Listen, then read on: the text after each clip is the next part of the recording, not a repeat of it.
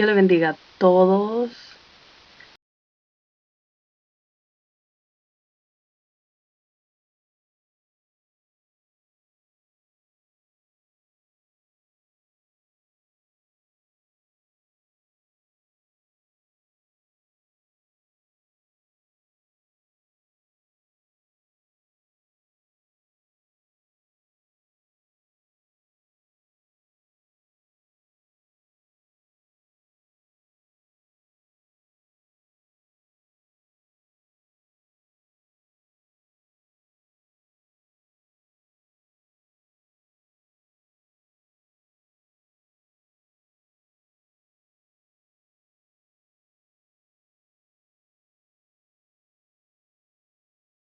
Comencemos a estudiar la primera epístola de Juan.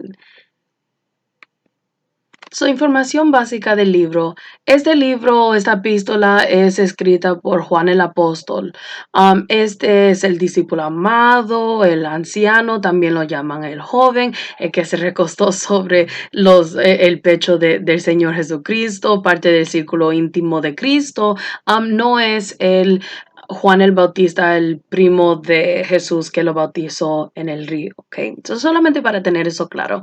El propósito del libro es clarificar que el amor de Dios es manifestado a través de su Hijo Jesucristo, por la cual nosotros ahora tenemos salvación. Amén.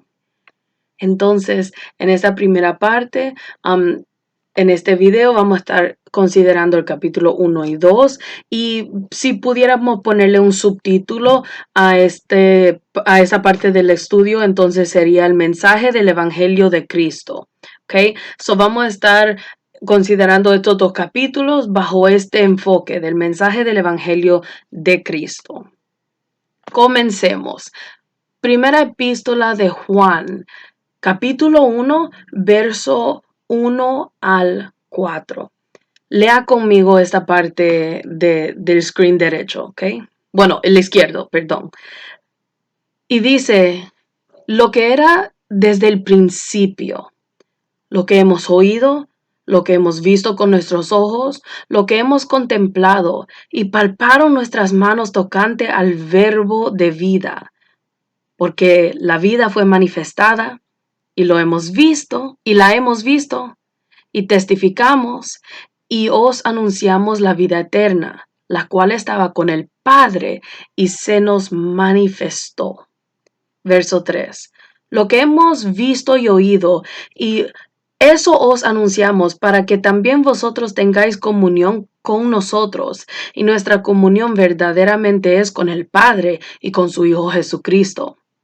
Estas cosas os escribimos para que vuestro gozo sea cumplido. ¿Ok? Ahora, estos 4 versos es la manera que Juan comienza esta epístola, pero nos recuerda mucho de la manera como él comenzó el evangelio, ¿verdad? Que él escribió. Entonces aquí en la parte derecha vemos los primeros 5 capítulos y los primeros 5 versículos y el verso 14 en el mismo capítulo y vamos a ver algunas de las similitudes que hay y algunas de las repeticiones que hay. Todos conocemos este verso, el verso 1, en el principio era el verbo y el verbo era con Dios y el verbo era Dios. Este era en el principio con Dios. Todas las cosas por Él fueron hechas y sin Él nada de lo que ha sido hecho fue hecho. Eso nos recuerda aquí si vemos la primera epístola de Juan, lo que era desde el principio, y en el principio era el verbo. Aquí vemos que era el verbo, se está refiriendo al verbo de vida, y este verbo era con Dios y era Dios, y era en el principio con Dios. ¿Okay? En Él, ¿en quién? En el verbo de la vida, en Jesucristo. En Él estaba la vida, verso 4, y la vida era la luz de los hombres. La vida era la luz de los hombres. La luz en las tinieblas resplandece, y las tinieblas no prevalecieron contra ella. Aguante esos 2 versículos por ahora. Y dice, y aquel verbo fue hecho carne y habitó entre nosotros y vimos su gloria, gloria como del unigénito del Padre, lleno de gracia y verdad. So, este evento de que el verbo fue hecho carne, de que habitó juntamente con los discípulos, y los discípulos vieron su gloria. Recuérdese que Juan era discípulo de Cristo. Habitó con Jesús, vio su gloria y vio la gloria como del unigénito del Padre. Solamente pensando en todo lo que Juan escribió en su libro y todo lo que está escrito en los evangelios, cómo Jesús se transfiguró, los milagros que hizo Jesús, vieron su gloria. Aún hasta el momento de su muerte y en su resurrección vio su gloria, la gloria como del unigénito del Padre, lleno de gracia y de verdad. Eso es la experiencia vivida del apóstol Juan. Y él solamente comienza estos dos libros de esta manera, como dando por certado que él estuvo ahí, que todo lo que él está hablando no fue algo que le contaron, no fue algo que él leyó acerca de, es algo que él experimentó, que él vivió, que es parte de su vida, que lo impactó tanto como persona y como creyente. So, esta es la manera como él de cómo él le dice a la iglesia, todo lo que yo le voy a decir desde este momento en adelante, tómenlo como verdad. ¿Por qué? No solamente porque yo lo digo es porque yo te estoy diciendo ahora que yo viví por este momento. O sea, esa es parte de mi vida. Eso es verdad porque pasó. ¿Ok? Entonces, él comienza este libro hablando y presentando a Cristo desde su origen, desde antes de que viniera a la tierra en carne, desde el principio. Y sabemos que para Dios no hay tiempo, sino que el tiempo es o fue creado en este espacio, en esta dimensión para nosotros, el espacio y el tiempo. Pero desde el principio, si hubiera un principio, ahí estaba Dios, ahí estaba Cristo, y Cristo es Dios. Y yo lo vi, dice Juan, y caminé con él y fue manifestado su gloria y lo vi. ¿Ok? Entonces, este es el mensaje. Estas cosas os escribimos aquí leyendo Primera de Juan capítulo 1 verso 4 y dice, estas cosas os escribimos para que vuestro gozo, el tuyo y el mío y de todo creyente sea cumplido. Sea cumplido, ¿por qué? Porque Cristo es Dios y desde el principio ha dejado su marca como Dios. Seguimos. Verso 5 dice, y este es el mensaje que hemos oído de Él y os anunciamos.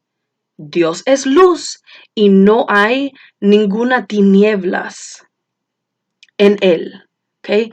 No hay tinieblas en Él. Juan está dando esto por certado. Dios es luz. ¿Okay?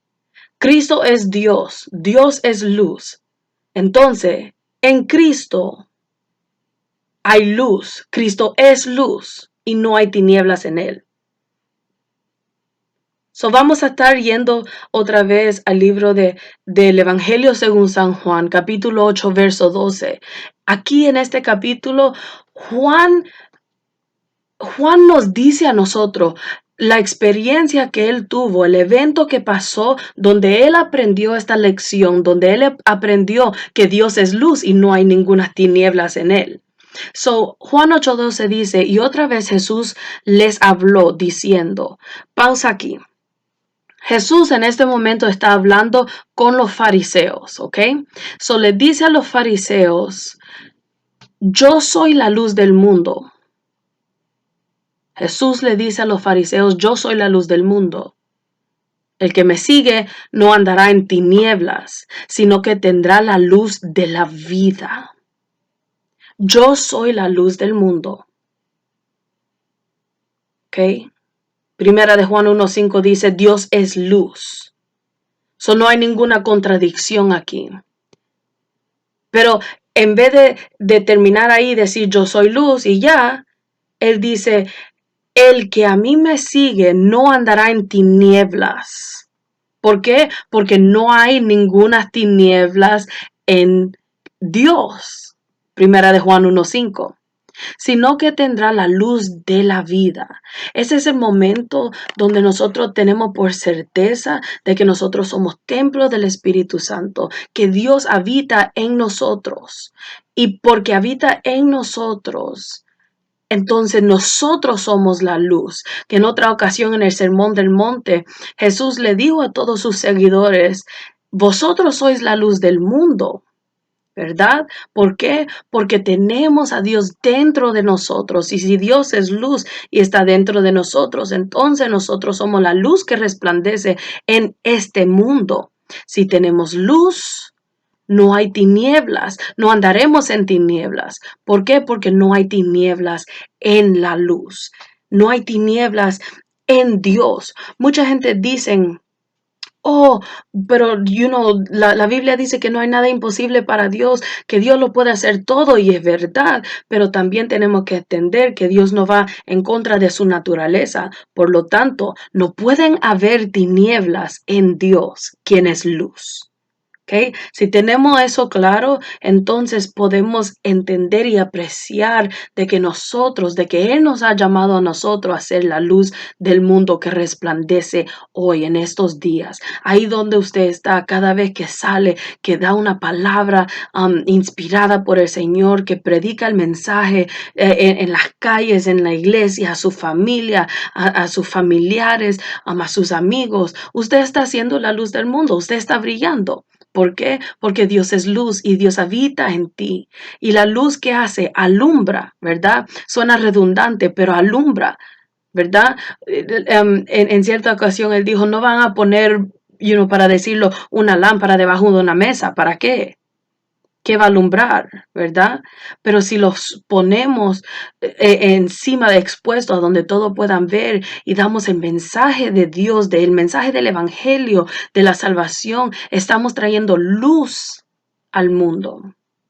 Dios es luz y no hay tinieblas en él. Y Juan aprendió esta lección en ese momento donde Jesús estaba hablando y confrontando a los fariseos. Era el momento donde los fariseos iban a apedrear a la mujer y Jesús le dice a ellos, ustedes no pueden andar en luz. ¿Por qué? Porque todavía, ustedes no pueden reconocer la luz, no pueden reconocer que yo soy Dios, que yo soy el Mesías, que toda la escritura se cumplen en mí. ¿Por qué? Porque todavía andan en tinieblas. Y si andan en las tinieblas, no puede ver la luz. Ahora, quiero solamente abundar aquí un poquito y decir que es importante entender esto, porque el pueblo judío recibe al Padre, acepta al Padre y ese es Dios, el único Dios, ¿verdad? Pero ¿qué pasa? Dios es luz, el Padre es Dios, el Hijo es Dios y el Espíritu Santo es Dios. Tú no puedes aceptar al Padre sin aceptar al Hijo, ¿verdad? En cierta ocasión Cristo dijo, yo soy el camino, la verdad y la vida, y todo aquel que quiere ir al Padre tiene que ir por o a través de él, ¿verdad? Entonces, si no puedes aceptar, y Jesús le estaba diciendo en estos momentos, si no pueden aceptar que yo soy la luz, entonces tampoco tienen al Padre, ¿verdad? Este es el mensaje del Evangelio. Dios es luz. El Evangelio de Juan, capítulo 3, considerando el verso 19, 20 y 21, dice, y esta es la condenación, que la luz vino al mundo, y la luz siendo Jesucristo, y los hombres amaron más las tinieblas que la luz, porque sus obras eran malas. Sus obras son malas por el pecado, ¿ok? ¿Por qué? Porque todo hombre nació en pecado, todo hombre es guiado por el pecado, por los deseos de la carne, antes de tener a Jesús.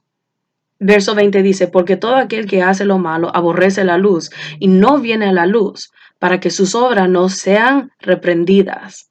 ¿Por qué? Porque la luz va a brillar. Todo lo que tú haces, todo lo que yo hago en las tinieblas, si hay luz que alumbra ese lugar, entonces todo es expuesto, right? Mas el que practica la verdad viene a la luz para que sea manifestado que sus obras son hechas en Dios. Para que sus obras, para que sea manifiesto que sus obras sean hechas en Dios. Esto es el mensaje, ¿verdad? Que en un tiempo estábamos en tinieblas, haciendo maldades a causa del pecado, por causa de los deseos de la carne, de la concupiscencia. Pero, ¿qué pasó? La luz vino a nosotros, aceptamos la luz, cambiamos nuestras vidas y ahora la luz vive en nosotros, Dios vive en nosotros y nuestras obras son expuestas ante Dios. ¿Para qué? Para glorificarlo a Él. Por eso que andamos en luz. Primera de Juan capítulo 1 verso 8 al 10 y dice, si decimos que no tenemos pecado, nos engañamos a nosotros mismos, porque, y la verdad no está en nosotros, ¿ok? Si confesamos nuestros pecados a Él, o si confesamos nuestros pecados, Él es fiel y justo para perdonar nuestros pecados y limpiarnos de toda maldad. Aquí pausamos un momento, ¿verdad? Nosotros todos pecamos, la Biblia lo dice. Y si decimos que no pecamos, entonces nos mentimos a nosotros mismos, la verdad no está en nosotros. Dios no está diciendo a nosotros, todos ustedes son pecadores. Pero si confesamos nuestros pecados, ¿a quién? A Él. Él es fiel y justo. ¿Quién? Jesús es fiel y justo para perdonar nuestros pecados. El Padre es fiel y justo para perdonar nuestros pecados y limpiarnos de toda maldad. Esa es la luz que alumbra, ¿verdad? En nosotros confesar nuestros pecados a Él, exponernos a Él y decirle, Padre, esto es lo que yo he hecho, yo pequé aquí, y arrepentirnos delante de Él. ¿Por qué? Porque Él es fiel y justo para limpiarnos de toda maldad. La meta de ser alumbrados como personas es para que realmente nosotros tengamos cuentas claras para con el Padre, para que Él pueda limpiarnos de nuestras maldades.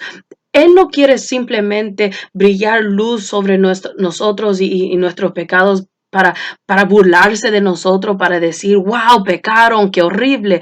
No, la meta de Él de alumbrar nuestra vida, lo bueno y lo malo, es para justificarnos a través de la sangre de Jesucristo y limpiarnos de toda maldad. ¿Okay? Si decimos que no hemos pecado, le hacemos a Él mentiroso y su palabra no está en nosotros. Hay muchas personas que tratan de darse su propia terapia diciendo, no, yo no peco, yo no hago nada malo, pero la misma Biblia nos dice que nosotros somos pecadores. Romanos 3:23 dice, por cuantos todos pecaron y están destituidos de la gloria de Dios, y sigue hablando, ¿verdad? Entonces también Romanos 3:9 dice, ¿qué pues? ¿Somos nosotros mejores que ellos? En ninguna manera, pues ya hemos acusado a judíos y a gentiles, todos están bajo pecado. ¿Ok? Esta última parte, ¿verdad? Judíos y gentiles, y el gentil es todo aquel que no es judío, ¿verdad? Todos están bajo pecado.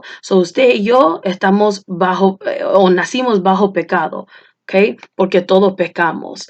Juan 3:16 y 17 dice, porque de tal manera amó Dios al mundo que ha dado a su Hijo unigénito para que todo aquel que en Él cree no se pierda. No se pierda, ¿por qué? Porque tiene pecado, o sea, perdido en el pecado y el pecado trae consigo la muerte. Perdido en pecado, perdido en muerte. Para que no se pierda, más tenga vida eterna, porque no envió Dios a su Hijo al mundo para condenar al mundo, sino para que el mundo sea salvo por Él. Ese es el amor de Dios, la bondad de Dios para con nosotros. ¿Ok? Si hablamos acerca del amor de Dios, esa es la meta de Dios. La meta de Dios es salvarnos. Yendo al capítulo 2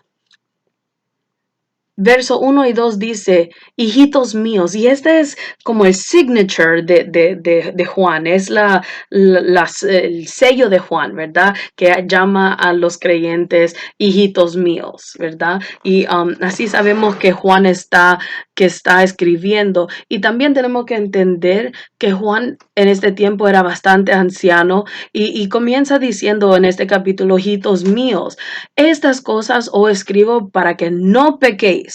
¿Ok? Esto es lo primero. No pequéis.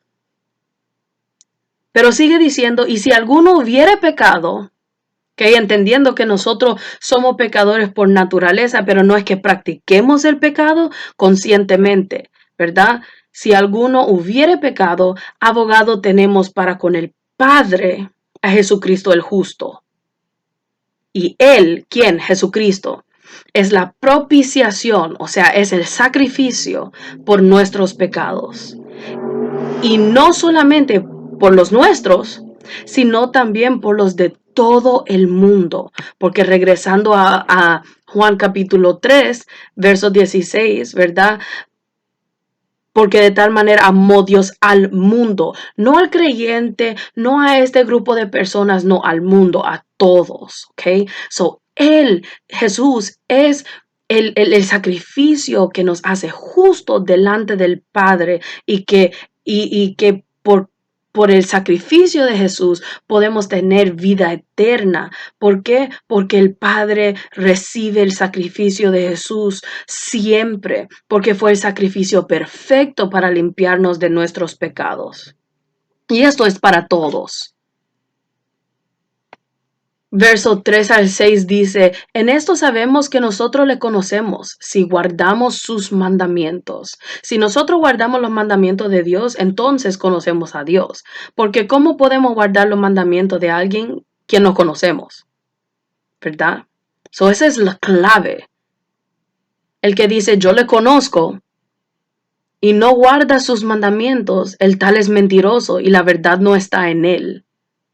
¿Verdad? Ahora nosotros como creyentes, cada vez que salimos a predicar al mundo, hay mucha gente, nos encontramos con mucha gente que dice, yo conozco al Señor, yo conozco, Dios, yo lo conozco, yo ando con Dios, Dios anda conmigo, pero sus obras dicen algo diferente.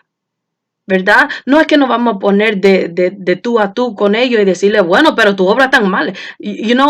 Pero entendemos a través de la palabra que aquellos que dicen yo conozco al Señor, pero no guardan sus mandamientos, ese es mentiroso. ¿Por qué? Porque el que conoce a Dios, el que conoce a Dios es porque tiene una relación con el Señor, es porque Dios le habla a ellos y ellos le hablan con Dios y escudriñan la palabra de Dios, porque así conocemos a Dios. Y cuando escudriñamos la palabra de Dios, entonces el mejor manual del estilo de vida está en su palabra. ¿Guardamos un mandamiento o no guardamos un mandamiento? Si la guardamos, entonces conocemos a Dios. Y si no, no. Pero el que guarda su palabra, en este verdaderamente el amor de Dios se ha perfeccionado. Por esto sabemos que estamos en Él.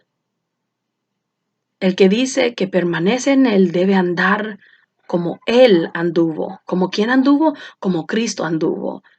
Parte del propósito y del ministerio de Cristo aquí en la tierra es de ser el modelo de cómo debemos andar. Entonces, ¿cómo anduvo Cristo? Bueno, Cristo anduvo en amor, en compasión, con misericordia, en humildad, en verdad, con confianza completa en su Padre, sin vergüenza del Evangelio, con pasión de buscar las ovejas perdidas, con denuedo para hablar, sin miedo al mundo, al muerte y al diablo, sin pecado y en santidad. Ahora, sabiendo todo esto, es inevitable sentarse a pensar y a reflexionar sobre nuestra vida y pensar, ando como Cristo anduvo, realmente yo puedo decir que soy, que tengo todas estas cualidades o soy todos estos tipos de, o, like, analizar si yo me puedo identificar con cada uno de estas cualidades. Y a la realidad es que usted y yo y todos aún nos falta. Aún todos los días el Espíritu nos perfecciona, aún todos los días tenemos que renovar nuestra mente y nuestro entendimiento en Cristo a través del Espíritu Santo, ¿verdad? La verdad es que ese es el modelo, Cristo es el modelo a quien seguir, pero es un proceso llegar hacia ese punto. Hasta el apóstol Pablo dijo, yo no pretendo haberlo alcanzado todo, ¿verdad? Entonces, es bien importante reflexionar y pensar si estoy andando como Cristo anduvo. Si estoy en sus mandamientos y guardo sus mandamientos y estoy en Él y Él es conmigo, si su amor se ha perfeccionado en mi vida y estoy en el proceso, entonces debo andar como Cristo anduvo.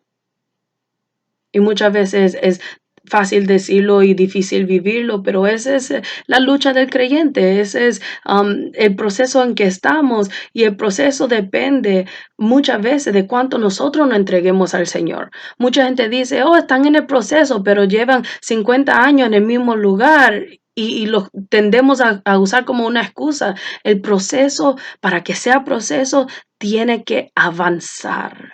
Solamente pensando en esto un poquito.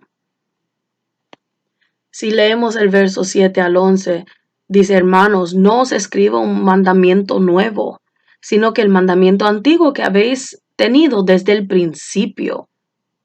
Desde el principio. Desde el principio. Cuando alguien dice desde el principio, mi mente se va a Génesis, ¿verdad? En el principio. Juan en cierta ocasión dijo, ¿verdad?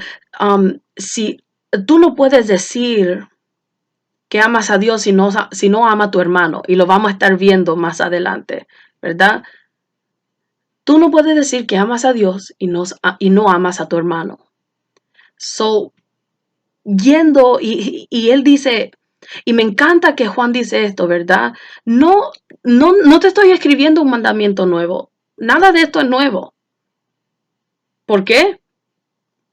Mucha gente, y es tan relevante hoy que cuando él lo escribió, mucha gente tiene el error de pensar, quiero escuchar algo nuevo, me aburre el mismo evangelio. En cierta ocasión, yo con la iglesia salimos a repartir tratado, no, era con los jóvenes, salimos a repartir tratado y habían dos de nosotros que estábamos en la luz, en the traffic light, esperando que ya la luz cambiara a roja para ir por todos los carros y dar los tratados y predicarle, pero rápido, rápido, rápido, ¿verdad? Entonces yo llegué a un carro y mi personalidad no es tanto de hablar con personas que no conozco, así se me tranca la lengua, pero le di el tratado y antes de hablar él me dijo, yeah, you gonna tell me that Jesus loves me? I know, Jesus loves me, okay. Como tú me vas a decir que Jesús me ama, yo sé. Dime otra cosa, ya. Y en todo eso, me quedé, pero sin palabras, cambió la luz y él se fue. Y realmente me puse a pensar, es verdad que este mundo está tan cansado de escuchar ese mismo mensaje, pero es una ley, ¿verdad? Es una ley que si no podemos avanzar, si no hemos conquistado una cosa, la cosa anterior. O sea, si no podemos entender todavía el mensaje de el mensaje original, el mensaje básico para ponerle, entonces, ¿cómo vamos a recibir mensaje nuevo? El mensaje es el mismo. Y ese mensaje es que Dios es luz y que no hay tinieblas en él. Y si amamos a Dios y decimos que tenemos comunión con él, entonces no debemos andar en tinieblas, sino que debemos guardar sus mandamientos. Y Juan le dice a la iglesia precisamente eso.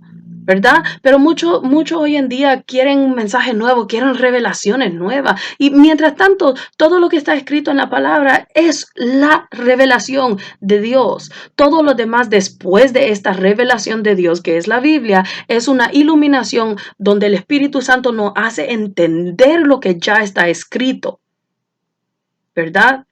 Este es el mandamiento nuevo. Perdón, ese es el mandamiento antiguo, ¿ok? Que hemos tenido desde el principio. Este mandamiento antiguo es la palabra que habéis oído desde el principio, ¿ok? ¿Por qué? Porque aún desde el principio, en Génesis, cuando vemos la vida de Caín y Abel, ambos le iban a traer ofrenda al Señor. Pero ¿cómo se le ocurre a Caín traerle ofrenda al Señor cuando odia a su hermano? ¿Verdad? Es la misma, la misma palabra, el mismo mensaje. Entonces sigue diciendo, sin embargo, os escribo un mandamiento nuevo, que es verdadero en él y en vosotros, porque las tinieblas van pasando y la luz verdadera ya alumbra. El que dice que está en la luz y aborrece a su hermano, está todavía en tinieblas. ¿Verdad? Ese mensaje y ese ejemplo aún desde Caín y Abel, aún desde Génesis, ¿ok? El que ama a su hermano permanece en la luz y en él no hay tropiezo. Pero el que aborrece a su hermano está en tinieblas y anda en tinieblas y no sabe dónde va porque las tinieblas le han cegado los ojos. ¿Ok?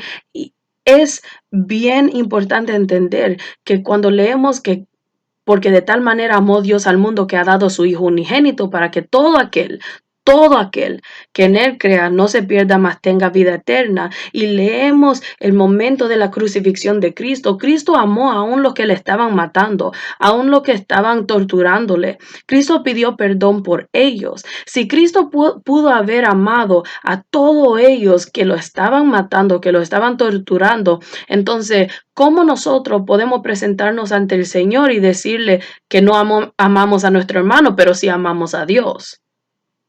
¿Verdad? Andar como Él anduvo. De eso se trata, ¿verdad? De estar viviendo como Él nos enseñó. ¿Cómo? No solamente en sus predicaciones, no solamente en sus enseñanzas, pero también en su vida diaria. Y nosotros debemos andar como Él anduvo en nuestra vida diaria. No solamente hablar como Cristo habló, pero andar como Cristo anduvo. Entonces, ¿para quién es esta palabra?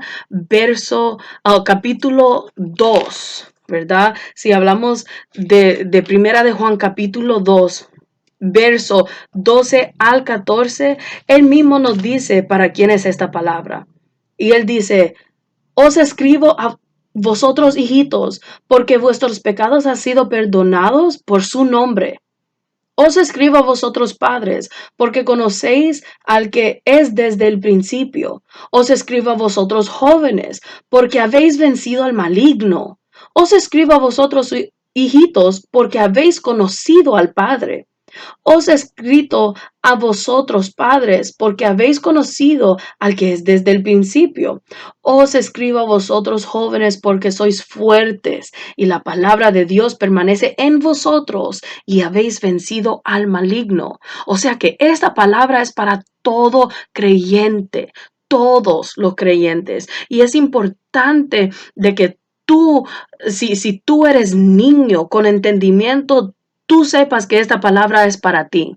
Es importante que si tú eres joven, juvenil, jovencito, joven ya yendo para adulto, ¿verdad?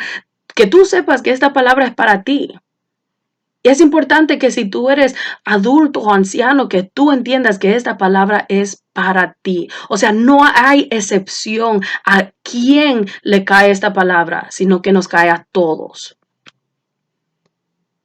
So Juan sigue hablando y diciendo, en el verso 15 al 16, al 17 dice, no améis al mundo, ni las cosas que están en el mundo. Que es un mandato, no lo hagan. Si alguno ama al mundo, el amor del Padre no está en él. No hay, nosotros muchas veces queremos encontrar espacios grises, ¿verdad? Para hacer lo que queremos hacer y también, darnos la terapia de que estamos bien con el Señor, ¿verdad? Pero la palabra dice, si amamos al mundo, el amor del Padre no está en nosotros. Y si ese amor no está en nosotros, como leímos anteriormente, ese amor no ha sido perfeccionado en nosotros no le conocemos a Él. ¿Ok? Verso 16 dice, porque todo lo que hay en el mundo, los deseos de la carne, los deseos de los ojos, la vanagloria de la vida, no proviene del Padre, sino del mundo. Nada viene del Padre, nada de eso, ¿verdad? Lo que es del mundo es del mundo. ¿Cómo va a venir del Padre algo que es del mundo? Y el mundo pasa y sus deseos, pero el que hace la voluntad de Dios permanece para siempre. Wow, qué preciosa promesa que tenemos en el verso 17. Tenemos que muchas veces ponerlo en balance y pedirle al Señor que nos examine así como el salmista lo dijo. Prueba mi corazón y examina. Dime lo que hay adentro, ¿verdad? Pesa mi corazón. Me inclino más al mundo, me inclino al Padre. Porque hay muchas veces que nosotros estamos con la balanza muy inclinada al mundo, pero decimos que tenemos comunión con el Padre. Y su palabra es verdadera, y su palabra es fiel, y su palabra es justa, y en su palabra no hay tropiezo. Entonces, si su palabra dice que amamos al mundo, que andamos en los deseos de la carne, en los deseos de la gloria y la vanagloria de la vida, entonces no estamos en el Espíritu, no andamos con el Padre no está con nosotros. O es completamente una o es completamente la otra. No hay lugar en el medio. Y es bien importante entenderlo ahora, como ahora especialmente que el Evangelio se ha secularizado tanto para muchos. Es tan importante recordarnos que es todo o nada. No podemos ser mitad salvo y mitad, perdido. Entonces tenemos que reexaminar nuestras vidas.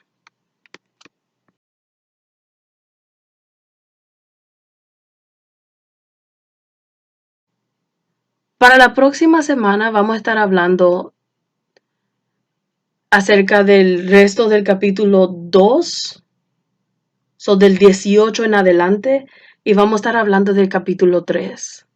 Quisiera que pensaran en esta pregunta en preparación de la próxima parte, y, ¿cuál es la importancia de estar claro con el mensaje que creemos y predicamos? Okay. Quisiera saber cuáles son sus opiniones, cuál es su respuesta a esta pregunta. Entonces, lo que usted va a hacer es que va a responder esa pregunta en los comentarios de abajo. No se olvide de darle like al video, de suscribirse si no se ha suscrito, de tocar la campanita para que reciba todas las notificaciones y de compartir el video, ¿ok? Recuérdese. ¿Cuál es la importancia de estar claro con el mensaje que creemos y predicamos? Responda la pregunta y el próximo martes seguimos con nuestro estudio.